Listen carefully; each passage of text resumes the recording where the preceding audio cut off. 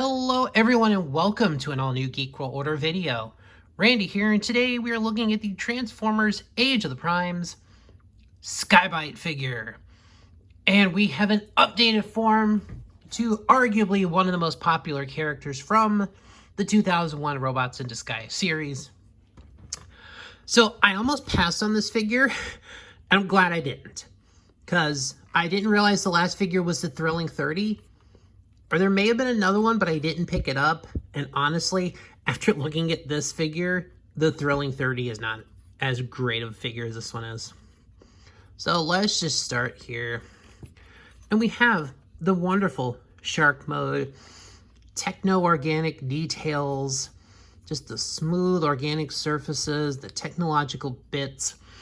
Because the original Sky-Byte figure was a repaint of a Transmetal 2 Cybershark, which is a figure I wish I owned.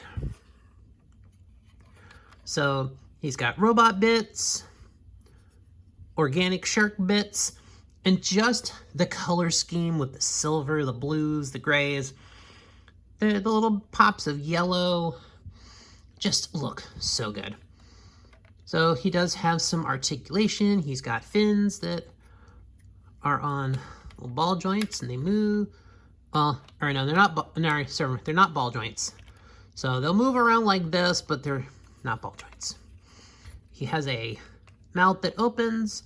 He has a weapon that you can take out. He just has an intimidating shark mouth. He does have nice detailed teeth. So yes, fearsome attack shark. So yeah. Pretty good range on the mouth, actually. So the tail does the side-to-side thing. And he's got his little claws that kind of open and close, because this will actually become his arm. And there's actually the top and the bottom separate there.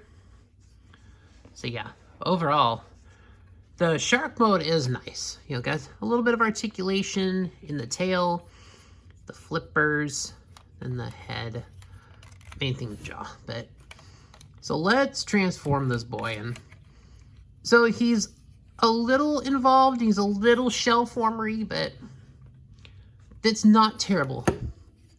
So let's see where we want to go. I think what I'm gonna do is I'm gonna unsnap these plates from here.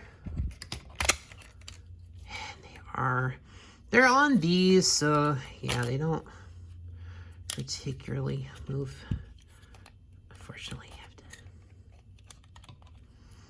Unfortunately, I may have to. Alright, I'm gonna have to transform him without the thing, so.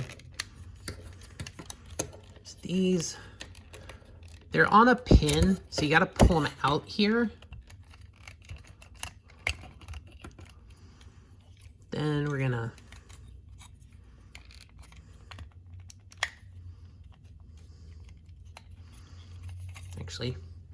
so yeah, there's a few steps that kind of have to go together at one point.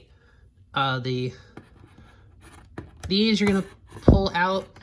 That hand just flips forward. Then these you're gonna pull them out, the arms out to the side like that. Then they're on these little pins that you're just gonna shift them. That one back, and actually that one forward. And they just click into place. It's really nice and easy like that. So this part, you can just kind of unloosen the leg. So yeah, you can kind of see where the things are kind of a lot of stuff just unhinges. The legs actually tuck up like this, so they are on a. So the back there's a tab and peg that's right there and there on the back of the leg. So pretty much just that. That whole section actually moves forward. Oh. Yeah, you kind of got to move a few things into place. There's a tab and slot that's there and there.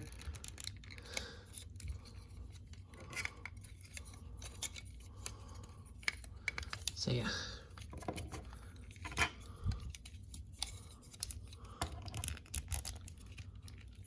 Here we go. So the shark, then those just kind of fold in half and just rest. I'm gonna put that thing back. So those, they just kind of, yeah. So from the shark, this shoulder just kind of, you can just rotate it on the peg there and form his shoulder armor. And then since those are unpegged, you can just separate them together, just kind of tab together at the feet and bring his legs forward. They're on a, together on a double hinge here, so just bring them down.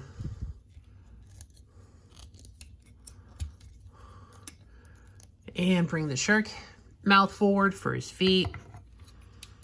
That arm, you're gonna rotate. And you're pretty much just gonna rotate the arms until they're in place. And there is Sky-Byte in his robot mode. Then you just kind of, and overall it's not too bad. You've got some shark backpack, which pretty much every version of Sky-Byte's gonna have. But overall, it's not too bad. It does, like, the shark bits do fold up and form a relatively flat back, other than his fins. He has his head, which can do a full rotation. He does have that beautiful Sky-Byte look to him. That head, that facial structure that we're all used to. Kind of some of the non-symmetrical robot designs here from the original animation, which was of course based on a Transmetal 2 toy from the tail end of Beast Wars. Overall, his articulation, so if you lift the shoulder up, he can do a full 360 on it. The back gets in the way a little bit, but he's got a swivel at the elbow, not at the bicep, probably mainly due to transformation. There is a hole there because that's where that fist goes. So these things, you can pretty much just open and close them like a set of pincers. Keep them out. The shark pieces, they kind of just go. So you can kind of have him have some different configurations with his claws, which is nice. You can kind of have him do some things. He's got the big claw, but it's not the most useless of beast hands we've seen. He does have his weapon you can put in his hand. So, it's fine.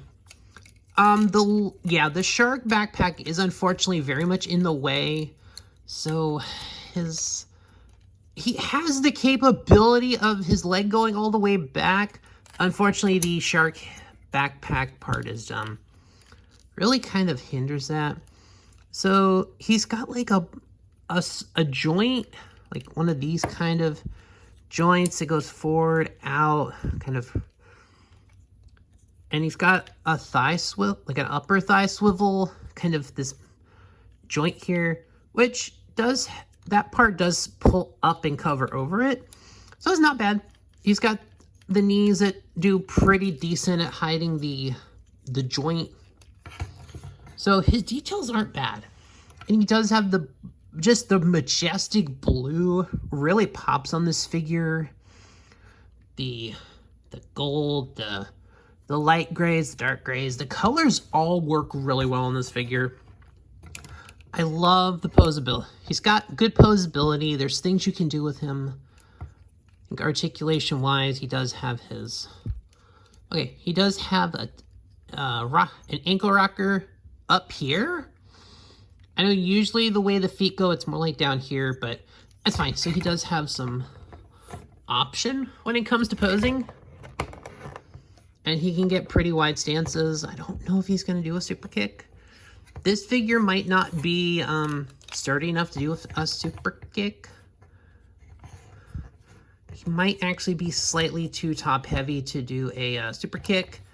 Yeah, I think, unfortunately, the backpack's a little too heavy, so he can't do a wrestling super kick, but that's fine. And then you can kind of have so those will pop down a little bit, but I just kind of keep them up here. They're fine. But overall, Sky-Byte just looks fantastic.